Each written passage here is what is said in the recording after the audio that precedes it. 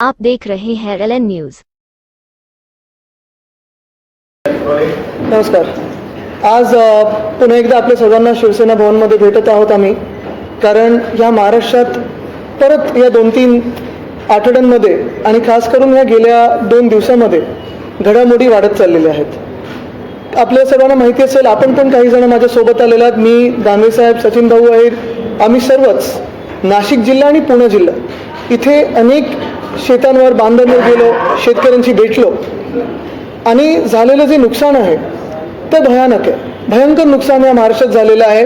आम्ही आधीच्या या अधिवेशनात म्हणजे पावसाळी अधिवेशनात मुंबईमध्ये असताना पायऱ्यांवर बसून ओला दुष्काळ जाहीर करा ही सतत महाविकास आघाडी म्हणून असेल, शिवसेना, काँग्रेस, राष्ट्रवादी काँग्रेस, विरोधी पक्ष म्हणून सगळे एकत्र आम्ही घोषणा देत होतो, मागणी करत होतो, पण कुठेही सरकारने आमचं ऐकलं नाही। जरी घटनाबाह्य सरकार असलं तरी खुर्च्यांवर ते बसलेले आहेत आणि या घटनाबाह्य सरकारने कुठेही शेतकऱ्यांचा आवाज ऐकला नाही, आमचा आवाज ऐकला नाही आणि जे काय आहे ते चालत राहिलं। पुन्हा एकदा आपण बघितलं असेल, या परतीच्या पावसामुळे जेवढं काही नुकसान या महाराष्ट्रात झालेलं आहे, अक्षरशः शेताचे शेत अजूनही पाणी पूर्ण तिथे भरलेलं आहे, चिखल होता, पाण्याचा अजून निचरा झालेला नाही आहे आणि ही परिस्थिती जी आहे ती एकदमच भयंकर आहे, भयानक आहे। आमची मागणी पुन्हा एकदा हीच राहील की ओला दुष्काळ जाहीर करा, कारण अजूनही आपण बघाल की कुठेही कुठचाही मंत्री कुठच्याही शेतावर गेलेला नाहीये, शेतकऱ्यांचं काय जे म्हणणं ते ऐकून घेतलेलं नाहीये। ही वेळ शेतकऱ्यांना धीर देण्याची आहे, बळीराजाला धीर देण्याची आहे, त्यांच्या सोबत उभी राहण्याची आहे। आपण बघत असाल की शेतकरी आत्महत्या ह्या महाराष्ट्रात वाढत चालल्या आहेत गेल्या 2-3 महिन्यांमध्ये आणि तरी देखील ह्या घटनेची अजून देखील या कायद्याबाह्य सरकारने नोंद घेतलेली नाहीये, हे अतिशय दुर्दैवी आहे। एका बाजूला शेतकऱ्यांचे एवढे हाल होत असताना दुसऱ्याच बाजूला आपण, मला वाटतं परवाकडेच संध्याकाळी ही बातमी आली की जो प्रकल्प आम्ही पहिल्यांदा वेदांता फॉक्सकॉन बद्दल बोलल्यानंतर सांगितलं होतं की आता एअरबस टाटाचं तरी मागे लागा, तो प्रकल्प तरी महाराष्ट्रात आणा। कारण एका बाजूला आपण बघतोय की शेतीचं खूप मोठं नुकसान होतंय, कृषी जो सेक्टर आहे त्याचं नुकसान होत आहे, तिथे आपण हे सगळं नुकसान होत असताना पाहत असताना दुसऱ्या बाजूला उद्योग जगात देखील 4था मोठा प्रकल्प आपल्या महाराष्ट्रातून निघून गेलेला आहे। पहिला प्रकल्प होता वेदांता फॉक्सकॉनचा, तो प्रकल्प अक्षरशः म्हणजे जुलैपर्यंत जे घटनाबाह्य मुख्यमंत्री आहेत त्यांनी हाऊसमध्ये सांगितलं की वेदांता फॉक्सकॉन ह्या महाराष्ट्रामध्येच येणार आहे। ऑगस्टपर्यंत त्यांच्या बैठका चालल्या, सप्टेंबरच्या पहिल्या आठवड्यात देखील त्यांच्या बैठका झाल्या आणि सप्टेंबरमध्ये हा प्रकल्प गुजरातला निघून गेला। दुसरा म्हणजे bulk drug park. Bulk drug park देखील मी अनेकदा सांगितलेलं आहे की आपल्याकडे 394 फार्मसी कॉलेजेस असून आपण ड्रग प्रोडक्शनमध्ये म्हणजे फार्मसी प्रोडक्शनमध्ये हायेस्ट असून, वॅक्सिन प्रोडक्शनमध्ये मला वाटतं देशात हायेस्ट असून देखील बल्क ड्रग पार्क हे 4 अन्य राज्यांना दिले गेले, पण महाराष्ट्रात काही हे आणू शकलं नाही। तिसरं होतं मेडिकल डिव्हाइस पार्क। आता बघा तुम्ही, वेदांता फॉक्सकॉन आम्ही पुणे जिल्ह्यात आणणार होतो, बल्क ड्रग पार्क हा रायगड जिल्ह्यात येणार होता, मेडिकल डिव्हाइस पार्क हे ऑरिक सिटीसाठी आम्ही करणार होतो जिथे संभाजीनगर जिल्ह्यात येणार होता, तिथे देखील अशीच मोठी गुंतवणूक आली असती आणि अनेक क्लस्टर इंडस्ट्रीज त्याच्यासोबत आल्या असत्या। आता 4था जो आम्ही जुलैपासून आरडाओरडा करतो याच्यावर ओरडत बसलेलो आहे की एअरबस टाटा तरी जाऊ देऊ नका, तो आज प्रकल्प आपल्या हातातून गेलेला आहे। दुःख ह्या गोष्टीचं होतं की ठीक आहे, अनेक राज्य ह्याच्यात स्वतःची पिच करत असतात, स्वतःची काही म्हणणं असतं ते म्हणत असतात, ह्या कंपनीच्या मागे जातात, कंपनीसोबत चर्चा करतात, करार करतात आणि तिथे त्या राज्यांमध्ये तो प्रकल्प घेऊन जातात। पण एक ह्याच्यातून बघायला मिळतं स्पष्टपणे की जेव्हा आपण डबल इंजिनचं सरकार बोलतो तेव्हा महाविकास आघाडीचं सरकार जेव्हा होतं तेव्हा केंद्र सरकार बरोबर आमचं डबल इंजिन हे परफेक्टली नीट चाललेलं आहे। कदाचित हे घटनाबाह्य सरकार आल्यानंतर एक इंजिन हे फेल झालेलं आहे आणि म्हणून जी काही गुंतवणूक या महाराष्ट्रात यायची होती ती गुंतवणूक इतर राज्यांमध्ये गेलेली आहे। कदाचित तिकडच्या राज्यांच्या निवडणुकींसाठी असेल, तिकडे अजून काही चांगलं देऊ शकत असतील, पण अजून एक बघायला मिळतं की कुठच्याही उद्योजकांमध्ये किंवा गुंतवणूकदार असतील त्यांना ह्या सरकारवर विश्वास राहिलेला नाहीये। जसं आम्हाला या सरकारवर विश्वास राहिलेला नाहीये, तसं कुठेही इन्व्हेस्टर्सना या घटनाबाह्य सरकारवर, जे थोड्या दिवसाचं सरकार आहे, काल परवाकडे पण मला काही बातमी ऐकू आली आतून की काही आमदार नाराज आहेत, 2-3 आमदारांचे जगजाहीर भांडणं चालले आहेत। हे सगळं होत असताना देखील मला वाटतं महाराष्ट्र ज्या परिस्थितीतून चाललेलं आहे ही काही चांगली लक्षणं नाही आहेत। एका व्यक्तीच्या गद्दारीमुळे, एका व्यक्तीच्या राक्षसी महत्वाकांक्षांमुळे आपला महाराष्ट्र हा गेले 2-4 महिने फटका खात सतत पुढे चाललेला आहे। पुढे चाललाय की मागे चाललाय हे आता आपण ठरवायचं, पण कायदा सुव्यवस्था असेल, उद्योजक आणि त्यांचं जगत असेल किंवा शेती असेल, कुठेही लक्ष न देता राजकारण आणि राजकारण, घाणेरडं राजकारण ह्याच्यावर पूर्ण फोकस राहिलेला आहे. आणि म्हणून आज निषेध करावा तेवढं कमीच आहे. पण मग हे सगळं होत असताना माझा एक थेट प्रश्न आहे की एका बाजूला शेतीचं नुकसान झालेलं आहे, कुठेही बांधावर आपले मंत्री दिसत नाहीयेत. परवाकडे दानवे साहेबांनी मी विचारत होतो शेतकरी बांधवांना की कृषी मंत्र्यांना बघितलंय का, कृषी मंत्र्यांचं नाव माहितीये का? कोणाला त्यांचं नाव माहिती नव्हतं, कोणी त्यांना बघितलं नाहीये.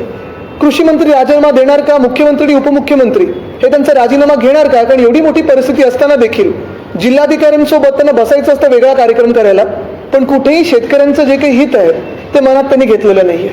आणि दुसरा विषय हाच आहे की चौथा मोठा प्रकल्प निघून गेल्यानंतर हातातून निघून गेल्यानंतर जेव्हा उद्योग मंत्री सप्टेंबरमध्ये एखाद्या चॅनलवर जाऊन हमखासपणे सांगतात, छाती ठोकून सांगतात की आम्ही केंद्राकडे जाऊ आणि एअरबस टाटा आणू आमच्याकडे, मिहानमध्ये तो आणणार आहोत आम्ही, मग तो निघून कसा गेला? एक तर उद्योगमंत्री खोटं बोलत होते किंवा इतर काय घडलं पडद्यामागे आम्हाला माहिती नाही, पण उद्योगमंत्र्यांचा राजीनामा घेणार का? कारण महाराष्ट्राला उद्योगमंत्र्यांचा राजीनामा आज हवा आहे. ट्विट करताना देखील बघा, ट्विट करताना परवाकडे उद्योगमंत्री हे शेतीबद्दल बोलत होते, कृषी मंत्री हे एक्साईजच्या विषयावर बोलत होते, जिल्हाधिकाऱ्याला विचारत होते, आणि काल की आज उद्योगावर लिहिलेलं आहे.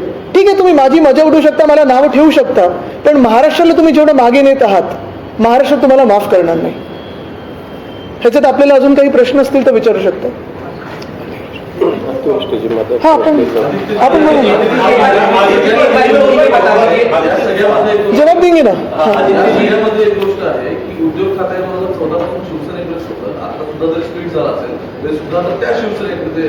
ती शिवसेना नाहीये, ती गद्दार सेना आहे. ती शिवसेना नाहीये, गट नाहीये, ते गद्दार आहेत. बरं ठीक आहे, त्यांच्याकडे आता ते आहे, पण मग नक्की इतक्या वर्षात नक्की अशा कोणत्या आणि काय गोष्टी उद्योग खात्यात झाल्यात की त्या सगळ्याची परिणिती आता उद्योग बाहेर जाण्यामध्ये? आता हेच आहे ना, तर आपण बघत असाल देसाई साहेब मला वाटतं 2014 पासून उद्योगमंत्री महोदय होते. देसाई साहेबांनी त्यावेळी देखील 2014 ते 19 आणि 19 नंतर देखील आपण बघितलं असेल कोविडच्या काळात, म्हणजे जून 2020 पासून साधारण ऑक्टोबर जून 2022 पर्यंत 6.5 लाख कोटीची गुंतवणूक आणू शकले. आम्ही जेव्हा दावोसला होतो तेव्हा देसाई साहेब, मी, नितीन राऊत साहेब, आम्ही तिघही तिथे असताना कदाचित पहिल्यांदा महाराष्ट्रात दावोसमधून 80,000 कोटीची गुंतवणूक आम्ही आणू शकलो. आणि मुख्य गोष्ट हीच आहे की केंद्र सरकार हेच होतं, तिथे देखील आमच्यासोबत केंद्र सरकारचं डेलिगेशन होतं. म्हणजे जर महाविकास आघाडी आणि केंद्र सरकार एकत्र काम करू शकत होते आणि महाराष्ट्रात गुंतवणूक आणू शकत होते, तर नक्की ह्यांचं इंजिन का फेल झालंय? ह्यांचं एकतर लक्ष नसेल अजूनही. म्हणजे एकतर वेदांता फॉक्सकॉनचा विषय घेतल्यानंतर माझी माहिती अशी आहे की अनेक स्थगिती दिलेले प्रस्ताव जे होते, जे कराराला स्थगिती दिलेली, ते त्यावेळी मंत्री महोदयांनी फटाफट क्लिअर करण्याचा प्रयत्न केला. पण अजूनही काही काही असे प्रस्ताव आहेत MIDC मध्ये येण्यासारखे ज्यांना अजूनही काही लक्ष दिलेलं नाही. कारण लक्ष हे नुसतं राजकारणावर आहे, बाकी कशावरही नाही.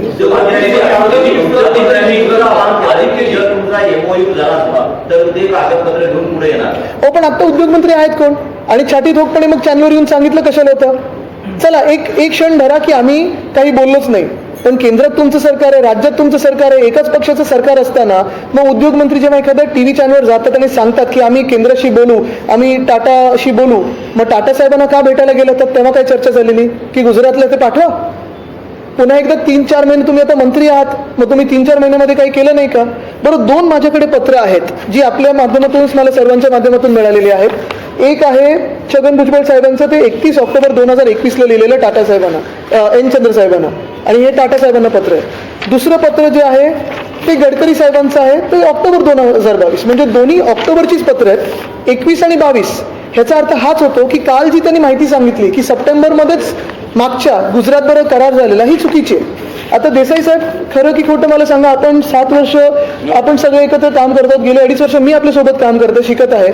कुठचंही राज्य सरकार करार जेव्हा करतं, मग दुसऱ्या राज्याचा मंत्री सांगू शकतो का की आम्ही तिकडून इथे खेचून आणू? असं होतच नाही. म्हणजे स्वतःचं काम त्यांना जमत नाहीये. आता मला वाटतं हा दुसरा की तिसरा पक्ष आहे त्यांचा. आधी देखील राज्यमंत्री म्हणून त्यांनी काम केलेलं आहे, आता कॅबिनेट मंत्री म्हणून काम करतात, आमच्या वेळी देखील कॅबिनेट मंत्री म्हणून काम केलं, पण अजूनही कार्यपद्धत ते शिकलेच नाहीयेत. उद्योगमंत्री म्हणतात की एक मोठा प्रोजेक्ट किंवा मोठा प्रकल्प लवकरच रोजगार निर्माण करणारा मोठा प्रकल्प ऐका आम्हाला आनंद होईल. ऐका, कुठं खरोखर जर मोठा नवा प्रकल्प ज्याची कुठेही काही आधी ही तयारी नव्हती आणि माहिती नाही असा जर आला तर स्वागतच होईल त्याचं. कारण आपल्याला जास्तीत जास्त रोजगार निर्माण झाले पाहिजे, जास्त गुंतवणूक महाराष्ट्रात पाहिजे, ते स्वागतच करू. पण जर उद्या रिफायनरीचा प्रकल्प हा दिला आणि हीच ती नुकसान भरपाई झाली असं सांगत असतील तर ती फसवणूक होईल. याचं कारण असं की रिफायनरीच्या प्रकल्पाची गोष्ट केंद्र सरकारकडून किंवा त्या कंपन्यांकडून गेले 8-10 वर्षापासून चालू आहे. नाणार रद्द झालं, परंतु दुसरी जागा राजापूर जिल्ह्यातली निवडून MIDCने त्याचं भूसंपादन केलं. कंपन्यांना ती सगळी माहिती दिलेली आहे. त्यानंतर ही सगळी प्रक्रिया चालू असताना मुख्यमंत्री उद्धव बाळासाहेब ठाकरे यांनी केंद्र सरकारला पत्र लिहिलं आणि त्याच्यामध्ये आम्ही या बारसू राजापूर या ठिकाणी काय काय सगळी तयारी केलेली आहे, तिथल्या ग्रामपंचायतीचे ठराव झालेले आहेत प्रकल्प मागण्यासाठी आणि ही सगळी वस्तुस्थिती अनुकूल आहे. आता पुढची कामगिरी ही त्या कंपन्यांनी करावी, तिथल्या स्थानिक शेतकऱ्यांशीही बोलावं, त्यांचे काही प्रश्न असतील तर त्याच्याशी चर्चा करावी त्यांच्याशी आणि बाकी आमची तयारी. ह्या मुख्यमंत्र्यांच्या पत्राला, मुख्यमंत्री उद्धव ठाकरे साहेबांच्या पत्राला केंद्रीय मंत्र्यांचं उत्तर आलं. अर्थात ते उत्तर आलं त्यापूर्वीच मुख्यमंत्री उद्धव ठाकरे यांनी राजीनामा दिला होता, परंतु त्यांनी मुख्यमंत्र्यांनी पाठवलेल्या पत्राची दखल घेऊन त्याच्यामध्ये आम्ही तुम्ही दिलेल्या सगळ्या माहितीची दखल घेतली आहे आणि आमचं शिष्टमंडळ ह्या कंपन्यांचं लवकरच जात आहे. इतकी सगळी प्रगती झाली आहे आणि आता तर जर त्या प्रकल्पाची घोषणा झाली, कारण ते सगळं संपादनच झालेलं आहे, सगळ्या गोष्टी खूप प्रगत अवस्थेत आहेत, ते जर सांगत असतील तर ती मात्र ह्या झालेल्या नुकसानीची नुकसान भरपाई नव्हे, ही प्रक्रिया चालूच आहे. कुठली नवीन गुंतवणूक येते हे मात्र समजून घ्यायला आम्ही उत्सुक आहोत. बरं, अजून एक ह्याला ॲडिशन असं आहे की जसं उद्योगमंत्री हे आम्हाला सांगतायत की ह्याच्यापेक्षा मोठा प्रोजेक्ट येईल, तसं मला वाटतं जे घटनाबाह्य मुख्यमंत्री आहेत ते सांगतात की कॅबिनेट एक्सपेन्शनमध्ये आमच्यापेक्षा मोठा तुम्हाला कॅबिनेट दिला जाईल. एक मिनिट, थेट आव्हान आहे की महाविकास आघाडी सरकारच्या काळात उद्योग किती आले महाराष्ट्रात, प्रकल्प किती आले त्याची आकडेवारी आणि किती रोजगार निर्माण झाले याची आकडेवारी जाहीर करू शकता. नक्कीच करू लवकर. एक मिनिट, त्यांचा प्रश्न होता ते. आपने कहा कि फॉक्सकॉन गया और मतलब देयर वाज अ प्रूफ कि आप स्विट्जरलैंड में आपने MOU तय किया था. एयरबस गया ये कैसे आप कह सकते हैं, मतलब ये जानना चाहते हैं कि एयरबस के साथ जब NDA गवर्नमेंट थी तब किस लेवल तक बातें आई थी? साफ बात है, आज हम जो बात कर रहे हैं वो 4 बड़े प्रकल्प की बात कर रहे हैं, बड़े प्रस्ताव की बात कर रहे हैं. पहला जो प्रस्ताव हमारे हाथों से गया, जो इन्वेस्टमेंट थी, वो था वेदांता फॉक्सकॉन. वेदांता फॉक्सकॉन के साथ हमारी बातें जनवरी से चालू हुई थी, लगभग जून तक जब हमारी सरकार गिराई गई. उसके बाद अगर आप देखें तो जो अनकॉन्स्टिट्यूशनल सरकार है, उनके जो मुख्यमंत्री कहलाते हैं, उन्होंने हाउस में हमें वचन दिया था, हाउस में बयान दिया था कि वेदांता फॉक्सकॉन आने वाले हैं, जबकि इन्वेस्टमेंट 1.4 लाख करोड़ की थी, उन्होंने बताया था 4 लाख करोड़ की. MIDC में जर्नल में आया था 1 लाख करोड़. उनको भी पता नहीं था कि क्या चल रहा है, लेकिन वेदांता फॉक्सकॉन हाथों से निकल गया. फिर थी बात बल्क ड्रग पार्क की. बल्क ड्रग पार्क महाराष्ट्र में 394 फार्मेसी कॉलेजेस होते हुए, वैक्सीन प्रोडक्शन में हाईएस्ट होते हुए, फार्मेसी ड्रग्स में हाईएस्ट प्रोडक्शन होते हुए महाराष्ट्र से लेकर 4 अन्य राज्यों में बल्क ड्रग पार्क दिया गया, लेकिन महाराष्ट्र में नहीं आया. तीसरी बात हुई मेडिकल डिवाइस पार्क की.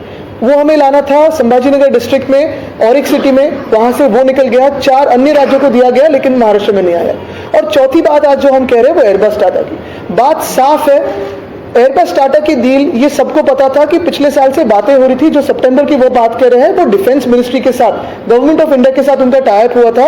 एयरबस टाटा का टाइप डिफेंस मिनिस्ट्री के साथ देश में आने वाला, ये सबको पता था. इनफॉर्मली फॉर्मली जब भी टाटा ग्रुप से बातें होती थी, जो एयर शो में देसाई साहब भी गए थे, वहां भी बातें हुई. लेकिन यही बात है कि अगर आप देखें तो 2 प्रमुख राज्य के मंत्री ने, जैसे गडकरी साहब ने अभी अक्टूबर 2022 में उनको खत लिखा है एन चंद्र साहब को कि नागपुर मिहान में लिया जाए. जो हमारा भी कहना था कि नागपुर मिहान में एयरबस टाटा आए तो बेहतर होगा, क्योंकि जो महाराष्ट्र में थ्रस्ट इंडस्ट्री कहलाते हैं, 2019 से लेकर 2024 की पॉलिसी में ये industry aviation is a thrust industry. ATF में भी हम हाईएस्ट है, बोइंग है, HL महाराष्ट्र में है. तो काफी सारी बातें हैं जो इसको कंड्यूसिव है. जहां नहीं मैं बात कर रहा हूं उसी पर. तो ये बात हुई. दूसरी बात हुई, जब से जुलाई में वेदांता फॉक्सकॉन चला गया था, तब से हम चिल्ला रहे कि भाई एयरबस भी चला जाएगा, आप उनसे बातें कीजिए. हमने बात करने की कोशिश की. अभी आपकी सरकार केंद्र में भी है, राज्य में भी आपकी सरकार है, एयरबस टाटा को तो मिहान में लाइए. लेकिन तभी आपने देखा होगा जो उद्योग मंत्री महोदय आज के, उन्होंने कहा था एक चैनल पे जाके कि हम 100% ये एयरबस टाटा को यहाँ लाने की कोशिश करेंगे। एक पहली बात है कि अगर उन्होंने पहला ही एमओयू किया होगा दूसरे राज्य से तो झूठ बोलने की क्या बात थी? ये उनको पता नहीं था क्या? और अगर नहीं पता था तो इतने कॉन्फिडेंस से कैसे बात कर सकते हैं कि हमने लाया? चलो हमने कुछ नहीं किया होगा, आपने तो करना चाहिए था। डबल इंजन की सरकार में एक इंजन फेल कैसे हुई?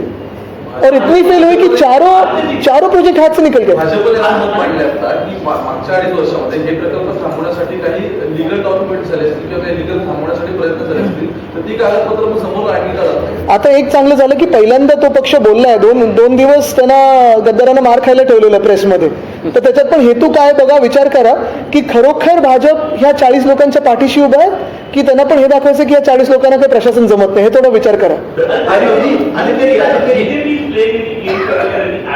Added pressure being mounted on CMC Sarkar so that these projects go to rather.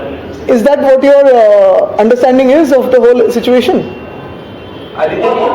What do you I think it's very open because like I said, in 48 hours is the first time that the BJP has responded to it. Most importantly, I will not go into the politics of it. What is happening is because of the monstrous ambition of one man who has led 40 others to defect, to do Gaddari.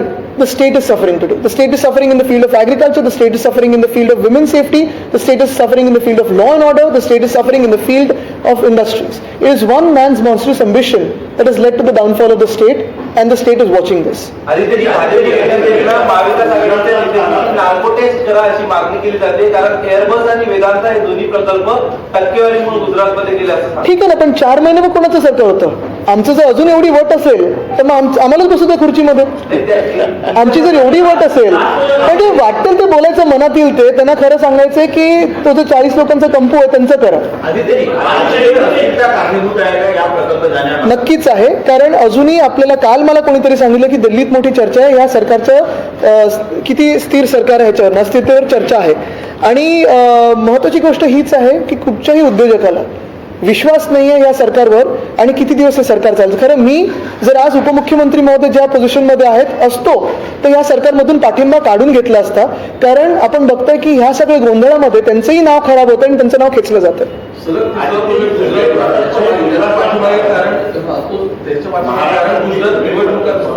हे असू शकतं, पण मी तुम्हाला परत एक सांगतो, कुठच्याही दुसऱ्या राज्यात जाणं प्रकल्प मला त्याचं दुःख नाहीये, कुठेही जाऊ द्या। जेव्हा मी डॅव्होसला होतो तेव्हा पण माझे इंटरव्ह्यू बघा, 6 की 7 आम्ही राज्य होतो तिथे, आंध्र होतं, तेलंगणा होतं, कर्नाटक होतं, मध्य प्रदेश होतं आणि केंद्र सरकारचं पण डेलिगेशन होतं। मी हेच सांगत होतो की प्रत्येक रुपया जो आपल्या देशात येतो, प्रत्येक इन्व्हेस्टमेंट जी आपल्या देशात येते ही महत्वाची, कारण प्रत्येक राज्याला तेवढाच अधिकार आहे पुढे जाण्याचा। पण वाईट ह्या गोष्टीचं वाटतं की आपलं राज्य काहीच करत नाही गुंतवणूक आपल्या राज्यात आणण्यासाठी। आता तुम्ही बघा, शिवराज चव्हाण साहेब पुण्यात येऊन गेले, तिथे गुंतवणूकदारांशी चर्चा केली, उद्योजकांशी चर्चा केली। मी त्यांचं कौतुक करतो की मुख्यमंत्री म्हणून दुसऱ्या राज्यात जाऊन आमच्या राज्यात काय आणू शकतात हे त्यांनी विचार केला। नवीन पटनायक साहेब आपल्या राज्यात आले, त्यांनी चर्चा केली, त्यांनी इथे इन्व्हेस्ट इन ओडिशाचा स्टॉल लावलेला, त्यांचं कौतुक करतो, कारण दुसरा मुख्यमंत्री आपल्या राज्यात येऊन, मला वाटतं गेहलोत साहेबांनी पण तसं केलेलं आहे। हे सगळं होत असताना आमचे मुख्यमंत्री कुठे जात आहेत? दहीहंडी बघायला, मंडळ फिरायला, घरी कोणाचं तरी जायचं, तो गद्दारी करतो का मग शाल घालायची। हे किती वेळ चालणार अजून?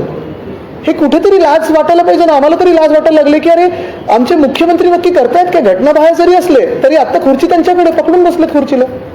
बाकी राज्यों के मुख्यमंत्री महाराष्ट्र में आ रहे हैं, लेकिन महाराष्ट्र के मुख्यमंत्री आते क्यों नहीं? यही पूछ रही है, यही मैं बात कह रहा हूँ और यही मैं उनका अभिनंदन करना चाहता हूँ। यही जो मैंने कहा कि डावोस में जब हम थे तब देसाई साहब, मैंने, नितिन राउत साहब ने यही स्टैंड लिया था कि इन्वेस्टमेंट हमारे देश में आए, किसी भी राज्य में जाए लेकिन इन्वेस्टमेंट देश में आए, क्योंकि इन्वेस्टमेंट और रोजगार ये हमारे देश के लिए बहुत महत्वपूर्ण है। लेकिन अगर इस बात से अगर देखें, इस नजरिए से देखें तो देश में अंतर्गत जो राज्यों के रिलेशनशिप्स होते हैं, इन्वेस्टमेंट के रिलेशनशिप्स होते हैं, तो फिलहाल हाल ही में मुझे लगता है शिवराज सिंह चौहान साहब आके गए, नवीन पटनायक साहब आके गए, गहलोत साहब आके गए, अपने अपने राज्यों की बात उन्होंने महाराष्ट्र में कही। लेकिन हमारे जो अनकॉन्स्टिट्यूशनल सीएम साहब है वो कहीं नहीं जा रहे, वो तो मंडल घूम रहे, अभी भी वो सीएम मोड में नहीं है। और शायद यही मैंने बात की कि अगर डीसीएम जिस पद पे है, जिस पोजीशन में है, अगर मैं वहां होता तो मैं इस्तीफा देके फ्रेश इलेक्शंस लेता, क्योंकि उनका भी नाम इसमें खराब हो रहा है। सेपरेट इशू, गुजरात सरकार के यूनिफॉर्म सिविल कोड लाने के प्रयासों को आप किस तरीके से देखते हैं? नहीं, आज मुझे लगता है इसी पे बात होनी चाहिए, क्योंकि ये सब कुछ भी हो, आज इस देश में सबसे इंपॉर्टेंट चीज यही है, रुपए की वैल्यू, इन्वेस्टमेंट आ रही कि नहीं, और बढ़ती हुई बेरोजगारी। मुझे लगता है इसी पे बात होनी चाहिए, क्योंकि ये सारी जो चीजें हैं वो पेरिफेरल चीजें हैं, होनी चाहिए नहीं होनी चाहिए उन पर लार्जर डिबेट हो सकती है। लेकिन अगर मैं 20 साल का हूँ, 22 साल का हूँ, 25 साल का हूँ, मेरी कॉलेज की शिक्षा पूरी हुई है, तो जॉब कौन देने वाला है? सबसे पहली चीज ये है, सबसे अहम चीज ये है। On this very issue, do you feel the Tatas had lost their interest long back because of the political instability in Maharashtra? The sitting ministers were being arrested. Perhaps the Tatas realized there's a tug of war going on between the center and the state. I think if you realize from July 2022 onwards, after the Gaddar Sarkar has been sworn in, largely what has happened is everyone has lost faith in the stability of this government. Nobody knows who's running the government, nobody knows who's in charge of the government, nobody knows who's taking the shots. Everyone feels it's a chaotic situation, and therefore no investor is looking towards Maharashtra today. Cumulatively, what is the money loss and job loss that is happening? More than the money loss and job loss is a loss of face for Maharashtra, unfortunately. Maharashtra at a certain point, right up to now, even when you had the BJP Sena government from 2014 to 2019, when Desai Saab was the industries minister, was attracting a lot of investment based on its merit. I have seen the faithfulness that Desai Saab had with the investors when we spoke at Davos or here or different conventions. Today, nobody knows what is going on. And it's a loss of face for us, it's a loss of pride for us, and loss of opportunity. Even today, there are lakhs of people who come to Maharashtra, come to Mumbai, come to Pune, come to Nagpur, from across the country, from different states of the country, in search of jobs and looking for their dreams. And they're missing out on that. Do you think there is an attempt to move the financial center of the country from Mumbai to... See, that is all a larger debate. My biggest point is, why is the unconstitutional government trying to be successful in dirty politics but failing at governance? Also, can you say certainly that if your government hypothetically would be in power today, projects like Vedanta and Airbus would be in Maharashtra? I would love to imagine that hypothetically. I normally don't go into hypothetical situations, but having said that, we have done everything we can right up to June 2022. There was a certain sense of stability, there was a certain sense of faith in the industries minister, and looking at the track record from 2019 November to 2022 June, 6.5 lakh crores in the time of COVID is not a very bad number at all. आदित्यजी, एका बाजूला रोजगार निर्मिती प्रकल्प यावरून महाराष्ट्रात आणि देशातील सगळं वातावरण ढवळून निघालंय. अशातच देशातल्या चलनी नोटेंवर कोणाचे फोटो असावे यावरून ही वाद सुरू झालाय. त्यावर तुमचं मत? नाही, माझं मत घेण्यापेक्षा केंद्र सरकारचं मत आपण घ्यावं. भाजपचं मत त्याच्यावर काय, कारण निर्णय त्यांच्याकडे. आणि अजून एक तुम्हाला सांगतो, ठीक आहे, एक हिंदुत्वाचा जर विषय घ्यायचा असेल तर काल मी एकविरा देवीचं दर्शनाला गेलेलो, आणि अनेक मंदिरांसाठी आम्ही जी कामं सुरू केलेली, मग डागडुजीची असतील, आजूबाजूच्या सुशोभीकरणाची असतील, तसंच एकविरा देवीच्या मंदिराला तिथे गेल्यानंतर आमचं अनेक वर्षाचं स्वप्न होतं, उद्धव साहेबांचं, माझं देखील, की तिकडे चढून जाणाऱ्या ज्या पायऱ्या आहेत त्या नीट कराव्यात. फनिक्युलर ट्रेन, त्याचं आम्ही टेंडर स्टेजपर्यंत आणलेलं. काल परवाकडेच मला कळलं की त्याला देखील स्थगिती दिलेली आहे. म्हणजे मंदिरांच्या कामांना स्थगिती देणं हे कुठच्या हिंदुत्वात बसतं, कुठच्या विकास कामात बसतं, कुठच्या राजकारणात बसतं? इथं तर मी काही रोज जात नाही, पण अनेक लाखो भाविक जात असतात, ज्येष्ठ नागरिक जात असतात. त्यांच्यासाठी जी आम्ही कामं सुरू केलेली त्याला पण स्थगिती तुम्ही देता. हे कुठच्या हिंदुत्वाच्या परिभाषेत बसतं हे आपण मला सांगावं. आदित्यजी, तुम्ही म्हणताय की कृषी मंत्र्यांनी उद्योगमंत्र्यांनी राजीनामा द्यावा. आता अब्दुल सत्तार म्हणतायत की तुम्ही राजीनामा द्या, मी पण राजीनामा देतो. थेट आव्हान देतो. पण मी कशावर न देऊ? हीच परिस्थिती झाली. त्यांना माहितीच नाही रोज काय करायचं आणि रोज काय बोलायचं. त्यांना गुदगुली झाल्यासारखे हसत सुटलेत ते. नाही, ते उदय सामंतांना बोलले की कोणाला बोलले? अच्छा, नाही, काय आहे की पुढच्या 5-6 दिवसात ते मुख्यमंत्री आपण हेच बोलू शकतील. तिथे तशी परिस्थिती निर्माण होते, तुम्ही लक्षात घ्या. कारण तिथे एक व्हाईस कॅप्टन कोणतरी नवीन बनलेलं आहे. हे मी आता जास्ती बोलत नाही, ते आपल्याला गुपित माहिती आहे, ते मला माहिती नाही. पण एक महत्वाचं एक मिनिट ह्याच विषयावर एक अजून महत्वाचं आहे. जसं कृषी मंत्री ह्याच्याबद्दल बोलत आहेत, अतिवृष्टीचे देखील नुकसान भरपाई कुठेच दिलेली नाहीये. पंचनामे अनेक ठिकाणी झालेले आहेत. प्रस्ताव सरकारकडे दुसऱ्यांदा गेलेला आहे, पण पैसा 1 रुपयाचा सुद्धा आलेला नाहीये कलेक्टर्सकडे किंवा जी काही यंत्रणा असते त्याच्याकडे. आणि जिथे जिथे आम्ही दुसरीकडे गेलो तिथे 95 पण झाले नाहीये. प्राथमिक सर्वेचे आदेश दिलेले आहेत, पण काय निकष लावणार, कशावरनं नुकसान भरपाई दिली जाणार, हा एक विषय झाला. तिसरी गोष्ट म्हणजे आमचे आमदार कैलाश पाटील हा 6वा दिवस आहे उपोषणाला बसलेले आहेत. त्याची देखील सारी दखल या राज्य सरकारने घेतली नाहीये. दुर्दैव हेच आहे की जेव्हा एखादा लोकप्रतिनिधी, मग कुठच्याही पक्षाचा असो, आंदोलनाला बसतो, उपोषणाला बसतो, तेव्हा साधा तिकडचं कुठचाही लोकप्रतिनिधी असेल, मंत्री असेल, यांनी फोन करून विचारपूस करणं गरजेचं. उद्धव साहेबांनी मी रोज सांगतो की लढा मोठा आहे, ते करू नका, पण ते आता शेतकऱ्यांसाठी बसलेले आहेत. मला वाटतं दानवे साहेब तिथे जाणार आहेत, मी देखील लवकरच जाणार तिथे. पण आमच्यापेक्षा मला वाटतं कृषी मंत्री पोहोचून काय नक्की आहे, किंवा सरकारने, कृषी मंत्र्यांकडून अपेक्षा पण नाही आहे, सरकारने दखल घेऊन हा प्रॉब्लेम तातडीने सोडवला पाहिजे. महाविकास आघाड़ी नेता हूँ जिसका आपका भी नाम आया था, तो निकल रहा है सिक्योरिटी बताने की बात की जाए, क्या लगता है कि वाकई द्वेष की भावना से, क्योंकि जब सिक्योरिटी मुहैया कराया थी थ्रेट परसेप्शन होता है, चीफ सेक्रेटरी के सामने एक बैठक होती है, उसके ऐसा है बिना बैठक के बिना नहीं, कोई डिग्निटी की अपेक्षा भी नहीं है हमें. एक बात जानिए, लेकिन भास्कर यादव साहब की सिक्योरिटी जब 11 बजे निकाली गई, 2 बजे उन पर हमला हुआ था. तो ऐसे कोई षड्यंत्र बनाया जा रहा है क्या, ये पहली बात है, क्योंकि लॉ एंड ऑर्डर सिचुएशन इस राज्य में बहुत ही खराब होते जा रही है. यहीं जहां हम बैठे, वहां के जो स्थानिक गद्दार है, आमदार, उन्होंने पुलिस स्टेशन में गोलियां चलाई थी, अभी तक उस पर कोई कार्रवाई नहीं हुई है.